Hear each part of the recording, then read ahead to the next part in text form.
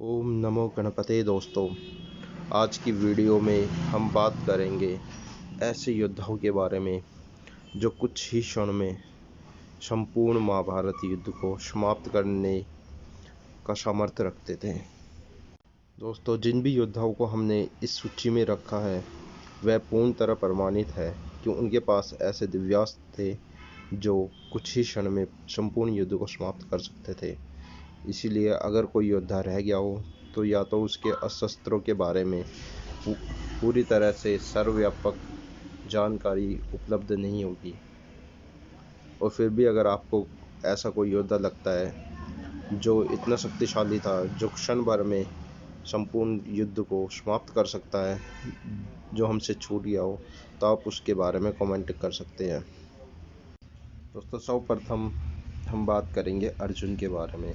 दोस्तों, अर्जुन इस युद्ध के नायक माने जाते हैं। उनके पास वैसे तो बहुत से ऐसे अस्त्र थे जिनका तोड़ शायद ही किसी के पास हो, परंतु फिर भी उनके पास एक ऐसा शस्त्र भी था जो इस युद्ध को क्षण भर में समाप्त कर सकता था।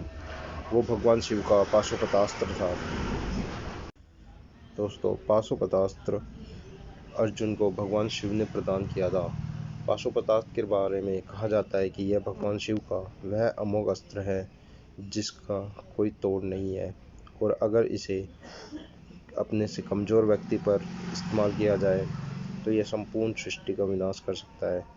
दोस्तों, अगर अर्जुन इस युद्ध में पाशुपतास्त्र का इस्तेमाल संपूर्ण सेना पर करते तो वह क्षण भर में सब पूरी की पूरी सेना को भस्म कर सकते थे, परंतु फिर भी उन्होंने इसका इस्तेमाल नहीं किया क्योंकि भगवान शिव ने उन्हें पहले ही कहा था कि इसका इस्तेमाल तभी करना तब कोई योद्धा सच में इसके सामर्थ्य को झेल सके। दोस्तों, दूसरे नंबर पर जिस योद्धा के बारे में हम बात कर रहे हैं उसका जिक्र कई जगह पर होता है, जिसकी परीक्षा स्वयं भगवान श्री कृष्ण ने भी ली थी। जी हाँ दोस्तों, हम बात कर रहे हैं बर्बरिक के बारे में। दोस्तों, बर्बरिक के पास 3 ऐसे बाण थे जो अनुसंधान करने पर बड़ी से बड़ी सेना को क्षण भर में समाप्त कर सकते थे।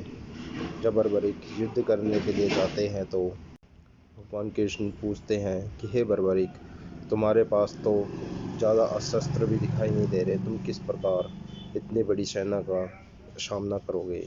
तो उस पर बर्बरिक कहते हैं कि हे नाथ, मेरे पास ये 3 बाण हैं और ये 3 बाण ही संपूर्ण सेना का विनाश करने में सक्षम है। इस पर श्री कृष्ण ने उनकी परीक्षा लेते हुए कहा कि बर्बरिक, सामने पीपल का जो पेड़ है इसको तुम सेना समझ लो, और इसमें जितने भी पत्ते हैं उनको सैनिक समझ लो। अब मुझे इसका अनुसंधान करके दिखाओ कि किस प्रकार तुम एक ही बाण से इन सबका भेदन कर सकते हो।